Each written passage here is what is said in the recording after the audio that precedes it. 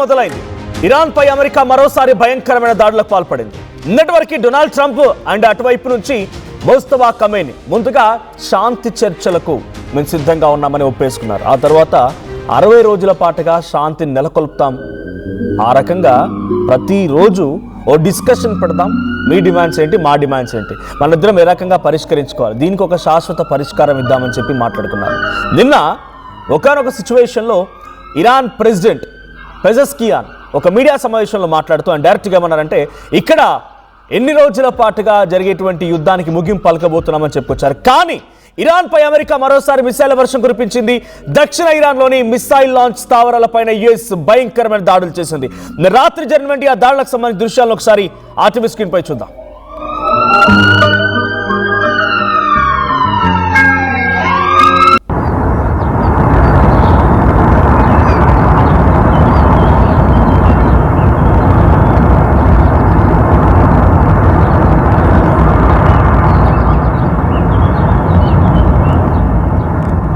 Right, ఎక్కడి నుంచి అయితే తమ మిసైల్ని ఇరాన్ లాంచ్ చేస్తోందో, ఎక్కడి నుంచి అయితే ఆ డ్రోన్స్ని ఎగరేస్తోందో, యుఎస్ని, ఖతార్ని, బనామాని, బహ్రెయిన్ని, యుఏఈని, ఈ ప్రాంతాలను టార్గెట్ చేసి ఇరాన్ ఎక్కడి నుంచి అయితే తమ స్థావరాల నుంచి ఈ ఎక్కువ పెట్టేటువంటి పరిస్థితిని చేస్తోందో అక్కడే ఇప్పుడు ఎగ్జాక్ట్గా అమెరికా టార్గెట్ చేసింది. అక్కడే ఆ ప్రాంతాన్ని పేల్చేసింది. దీంతో పాటుగా సముద్ర మార్గంలో సీ మైన్స్, ముందే తెలిసిందే, స్ట్రైట్ ఆఫ్ హార్మూజ్ని అటు ఇరాన్ కంట్రోల్లోకి తీసుకోవడం కోసం ఉపయోగించుకునే ప్రధానమైనటువంటి ఆయుధం సీ మైన్.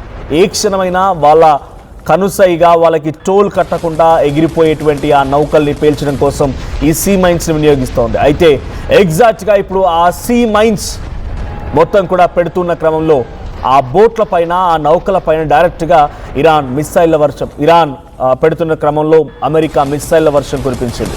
అయితే ఈ విషయాన్ని ఏకంగా యుఎస్ మిలిటరీ సెంట్రల్ కమాండ్స్ ప్రతినిధి టిమ్ హాకిన్స్ అఫీషియల్గా అనౌన్స్ చేశారు. ఇరాన్ దళాల నుంచి ముప్పు పొంచి ఉన్న కారణంగా ఎప్పటికైనా ఇరాన్ దళాల నుంచి మళ్ళీ మాకు ముప్పు పొంచి ఉంది, కాబట్టే మేము సెల్ఫ్ డిఫెన్స్లో భాగంగా ఈ దాడి జరిపామని అమెరికా కమాండ్స్ చెప్తున్నారు. ఇక ఖతార్లో అమెరికాతో ఆల్రెడీ చర్చలకు వెళ్లారు ఇరాన్ ప్రతినిధులు. చర్చలు ఒకవైపు జరుగుతూ ఉండగానే అమెరికా ఇరాన్పై ఈ స్థాయిలో మెరుపు దాడులు చేయడాన్ని ఇరాన్ కూడా చాలా భయంకరంగా, తీవ్రంగా ఖండిస్తోంది. అటువైపు నుంచి ఇదే రకమైనటువంటి సమాధానం కూడా వచ్చే అవకాశం ఉంది. ఇక అమెరికా అనూహ్య దాడులతో ఇరాన్ ఉక్కిరిబిక్కిరవుతోంది. ఇరాన్ ఏం చేయబోతుందన్న దానిపైన చాలా తీవ్రమైనటువంటి ఉత్కంఠ నెలకొంది. 60 రోజుల పాటుగా యుద్ధానికి బ్రేక్ ఇవ్వాలని ఇరు దేశాలు నిర్ణయించుకున్న తర్వాత ఆ తర్వాత మళ్ళీ రోజుకొకసారి చర్చలు జరపాలని, మీ కండిషన్స్ ఏంటి, మా కండిషన్స్ ఏంటి, ఎవరెవరు ఇద్దరం కలిసి పరస్పరంగా కండిషన్స్ ఎట్లా ఫుల్ఫిల్ చేసుకోవాలి, ఇవి పాసిబుల్ అవుతాయి, ఇవి పాసిబుల్ అవ్వు, ఇలా 60 రోజుల పాటుగా మనం రోజు చర్చించుకుందాం. కానీ ఇప్పటికిప్పుడు మాత్రం యుద్ధం ఆగిపోవాల్సిందే.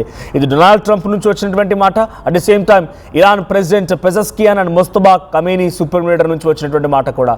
కానీ అంతలోనే ఏం జరిగిందేమో మళ్ళీ యుద్ధం మొదలైంది. ఇక్కడ డైరెక్ట్గా ఈరోజు జరిగినటువంటి దాడి ఎక్కడ అంటే దక్షిణ ఇరాన్లోని ఎక్కడైతే ఇరాన్ తమ మిసైల్స్ని, ఒకసారి మీరు విజువల్లో చూడండి, కింద యుద్ధ ట్యాంకర్లు వెళ్తూ ఉన్నాయి. ఆ యుద్ధ ట్యాంకర్ల నుంచి, ఆ స్థావరాల నుంచి డైరెక్ట్గా ఇరాన్ మిసైల్స్ని, డ్రోన్స్ని, ఇతరత్ర ఏమంటారు వాటిని, బాంబులన్నింటినీ కూడా ఇక్కడి నుంచి ప్రయోగిస్తోంది ఇరాన్. అటు ఖతార్, కువైట్, బనామా, బహ్రెయిన్ ఈ ప్రాంతాలను టార్గెట్ చేస్తోంది ఎగ్జాక్ట్గా అక్కడి నుంచే. సో ఆ ప్రాంతాన్ని ఢీ కొడితే, ఎక్కడైతే రూట్ కాజ్ని కిల్ చేస్తే, వేర్లతో సహా పీకి పారేస్తే ఇక అక్కడి నుంచి వాళ్ళకి అవకాశం ఉండదు అని చెప్పి అనుకుందేమో అమెరికా. అందుకే అక్కడే టార్గెట్ చేసి కొట్టిపడేసింది. ఓవైపు చర్చలు పెడుతోంది, చర్చలు జరుగుతూ ఉన్నాయి, ఖతార్ వేదికగా ఈ చర్చలు జరుగుతూ ఉన్నాయి. చాలా వరకు గతంతో పోలిస్తే 90% పాజిటివిటీసే ఈ చర్చలకు కనబడుతూ ఉన్నాయి. యుద్ధం దాదాపుగా ఇక ముగియబోతోందనేటువంటి సంకేతాలు చాలా స్పష్టంగా కనబడుతున్నాయి. కానీ అంతలోనే ఏం జరిగింది అని అంటే, అమెరికా చెప్తున్న మాట ఏంటి, సెంట్రల్ కమాండ్స్ ఏం చెప్తున్నారు, టిమ్ హాకిన్స్ సెంట్రల్ కమాండెన్స్ సంబంధించిన చీఫ్ ఆయన ఏం చెప్తున్నారు, మేము సెల్ఫ్ డిఫెన్స్ చేశాం, ఇరాన్ దగ్గర ఇంకా మిసైల్స్ అవన్నీ ఉన్నాయి కాబట్టి వాళ్ళు ఏ క్షణమైనా మళ్ళీ మాపై దాడి చేసే అవకాశం ఉంది, ఈ దాడిని మేము తట్టుకోవాలంటే డెఫినెట్గా మేము సెల్ఫ్ డిఫెన్స్ చేసుకోవాల్సిందే. సో సెల్ఫ్ డిఫెన్స్లో భాగంగా జరిగిన అటాక్ మాత్రమే అనేది central commands of US team హ్యాక్స్ చెప్తున్నారు. సో ఏదైనా జరిగినా ఇప్పుడు జరిగిన దాడి చాలా భయంకరమైనది. ఒకేసారి ఎక్కడి నుంచి అయితే మిసైల్స్, ఎక్కడి నుంచి అయితే డ్రోన్స్ ప్రయోగిస్తారో అక్కడ జరిగినటువంటి దాడి ఇరాన్ మొత్తాన్ని కూడా ఒకసారిగా కుదేలు చేసింది, ఒకసారిగా ఉక్కిరి బిక్కిరి చేసింది. ఒకసారి మళ్ళీ ఆ విజువల్ చూద్దాం, ఎటువంటి దాడి జరిగింది, ఆ దాడి తర్వాత ఇరాన్లో సిచ్యువేషన్ ఏంటనేది.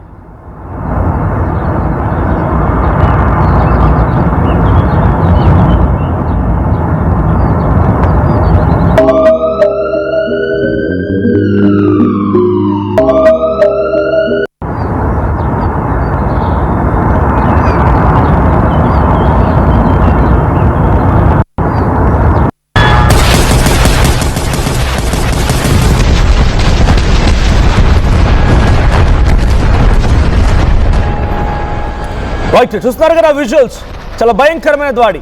దక్షిణ ఇరాన్ ప్రాంతంలో ఉన్నటువంటి ఈ మిసైల్ సెంటర్ ఎక్కడి నుంచి అయితే వాళ్ళు ప్రయోగించబోతున్నారో ఆ ప్రయోగించేటువంటి ఆ ప్లేస్ నుంచే భయంకరమైన అటాక్ జరిగింది. నిన్నటి వరకు యురేనియం రిజర్వ్స్ ఉండకూడదు, ఇది ఇరాన్ పైన అమెరికా పెట్టిన కండిషన్. దానికి దాదాపుగా ఇరాన్ కూడా అంగీకరించింది. పెజెస్కియాన్ ఏం మాట్లాడుకొచ్చారన్న, ఆయన ఏమన్నారంటే ఇరానియన్ ప్రెసిడెంట్ ఏం చెప్పుకొచ్చారంటే, మా ఉద్దేశం ప్రపంచ దేశాల అశాంతి నెలకొల్పడం కాదు, మేము ప్రపంచ దేశాలను ఇబ్బంది పెట్టదలుచుకోలేదు, మాకు యురేనియం రిజర్వ్స్ ఉన్నంత మాత్రం అది మాకు పవర్ అవుతుంది మేము అనుకోం, ఎందుకంటే ఈ పవర్ వేరే మీద ప్రయోగిస్తే ప్రపంచ అశాంతి కలుగుతుంది, కాబట్టి అది మాకు లేకపోయినా పర్వాలేదు, మాకు కావాల్సింది ప్రపంచ దేశాలని కూడా పీస్గా ఉండడం, సో అది మేము కోరుకుంటున్నాం. కాబట్టి యురేనియం రిజర్వ్స్ని న్యూట్రల్ చేయడానికి కూడా సిద్ధంగా ఉన్నాం, బట్ ఆన్ వన్ కండిషన్, పూర్తి స్థాయిలో కాదు, ఏదో ఒక చోట డెఫినెట్గా యురేనియం రిజర్వ్స్ని మేము ఎస్టాబ్లిష్ చేసుకోవాల్సిందే, జస్ట్ మాకు మేము ప్రొటెక్ట్ చేసుకోవాలి కాబట్టి ఎవరిపై ప్రయోగించడానికి కాదు. కానీ అంతేగాని దేశంలో ప్రపంచంలో ఇది అశాంతి నెలకొల్పడం మా ఉద్దేశం కాదు అని చెప్పుకొచ్చి దాదాపుగా అమెరికా పెట్టిన కండిషన్ని యాక్సెప్ట్ చేసింది ఇరాన్. ఒక మంచి న్యూట్రలైజ్ అయ్యే అవకాశం ఉంది యుద్ధం. సో పాజిటివిటీ రియాక్షన్స్ వస్తూ ఉన్నాయి. కానీ ఇదే క్రమంలో అమెరికా దాడి చేసి ఇప్పుడు అమెరికా చెప్తున్నటువంటి మాట ఏంటి అని అంటే సెల్ఫ్ డిఫెన్స్ అనేటువంటి పదంతో మొత్తం ఇరాన్పై చేసిన దాడి మొత్తాన్ని కూడా కప్పిపుచ్చుకొని ఈ రకంగా మాట్లాడుతుంది అమెరికా. చూడండి, ఆ వరుస దాడు ఆ యుద్ధ ట్యాంకర్ల పైన, అక్కడ అఫ్కోర్స్ వాళ్ళ దేశాన్ని రక్షించుకోవాలి కాబట్టి వాళ్ళు యుద్ధ ట్యాంకర్లు మోహరించుకుంటారు, లేకపోతే ఇంకేదైనా చేస్తారు. అటాక్ చేసినప్పుడు డెఫినెట్గా నువ్వు అటాక్ చేసావు, రిప్లై ఇచ్చావు, దాని తదనుగుణంగా అక్కడ కౌంటర్ అటాక్ జరిగింది అనుకుంటే ఏదో అనుకోవచ్చు. కానీ ముందుగానే అటాక్ చేసి ఓవైపు చర్చలు జరిపి ఇటువైపు కొట్టడము, ఈ రకంగా ధ్వంసం చేయడము, మళ్ళీ చర్చలు కావాలి, మీ దగ్గర యురేనియం రిజర్వ్స్ ఉన్నాయి, న్యూట్రలైజ్ కావాలని చెప్పి డిమాండ్లు పెట్టడం. డొనాల్డ్ ట్రంప్ యొక్క వైఖరి డెఫినెట్గా ఇట్స్ ఎ క్వశ్చన్ మార్క్. ఎప్పుడు ఏ రకంగా ఆయన మారుతారో, ఆయన మాటలకి ఆయన చేతులకి ఏమాత్రం పొంతనం లేకుండా ఉంటుంది అనేది ఆయన ప్రెసిడెంట్ అయిన తర్వాత నుంచి, సెకండ్ టర్మ్ ప్రెసిడెంట్ అయినప్పటి నుంచి మనం చూస్తూనే ఉన్నాం. భారత్పై మాట్లాడిన మాటలు కానీ, చైనాపై మాట్లాడిన మాటలు కానీ, పాకిస్తాన్కి ఇస్తున్నటువంటి సహాయం కానీ, ఇప్పుడు ఖతార్ వేదికగా ఇరాన్తో చర్చలు జరుగుతున్న క్రమంలో అక్కడ చర్చలు ఏ రకంగా ఉంటాయి వాళ్ళే చెప్పుకొచ్చారు. 60 days ఈరోజు ఆగిపోయే చర్చలు కాదు, 60 రోజుల పాటుగా జరుగుతాయి. బట్ ఉన్న పలంగా శాంతి ఒప్పందం అయిపోవాలి. ఒప్పందం ఏంటంటే మీరు మా అమ్మాయి అటాక్ చేయకండి, మేము మీపై అటాక్ చేయం. It's not cease fire, permanent piece. కానీ ఈ పర్మనెంట్ పీస్ కోసం పెట్టిన కండిషన్స్ మాత్రం 60 days వరకు డిస్కషన్స్ జరగాలి. ఇది వాళ్ళు పెట్టిన కండిషన్స్. ఇంకా డే 1 మొదలే కాలేదు, అంతలోనే ఆయన స్టేట్మెంట్ పాస్ చేసినటువంటి కొన్ని హార్స్లోనే, డొనాల్డ్ ట్రంప్ ఆ స్టేట్మెంట్ పాస్ చేసిన గంటల్లోనే ఈ రకమైన దాడి జరిగి మళ్ళీ చాలా భయంకరంగా దక్షిణ ఇరాన్ ప్రాంతంలో ఉన్నటువంటి ఆ మిసైల్ సెంటర్ని ప్రయోగించినటువంటి ఆ సెంటర్ని పూర్తిగా అంతమొందించింది అమెరికా. సో ఇప్పుడు ఇరాన్ కూడా ఇదే స్థాయిలో రిట్రీట్ చేయబోతోంది డెఫినెట్గా. గతంలో కూడా చాలా సందర్భాల్లో అమెరికా దాడి చేసింది కానీ చెప్పి వెనక్కి కూర్చొని మూలకు నక్కి కూర్చున్న ప్రాపర్టీ ఇరాన్ ఎప్పుడు చేయలేదు. ఆ రకంగా ఎప్పుడు సైలెంట్గా ఉండిపోలేదు. అంతకంతకు సమాధానం చెప్తుంది. వాళ్ళు 1,000 ఇస్తే 2,000 ఇస్తామని చెప్పి అంతకంతకి తెగిస్తోంది ఇరాన్. సో ఇప్పుడు అమెరికా చేసిన దాడి డెఫినెట్గా రిటీరియేట్ ఇరాన్ కూడా చేయబోతోంది. ఏదో ఒక సమయంలో సమయం చూసి అదును చూసి అవసరమైతే ఖతార్లో ఎక్కడ చర్చలు జరుగుతున్నాయి, ఆ చర్చలు జరిగే ప్రాంతం పైన అమెరికా ప్రతినిధులే టార్గెట్గా దాడులు చేసిన ఆశ్చర్యపోకండి.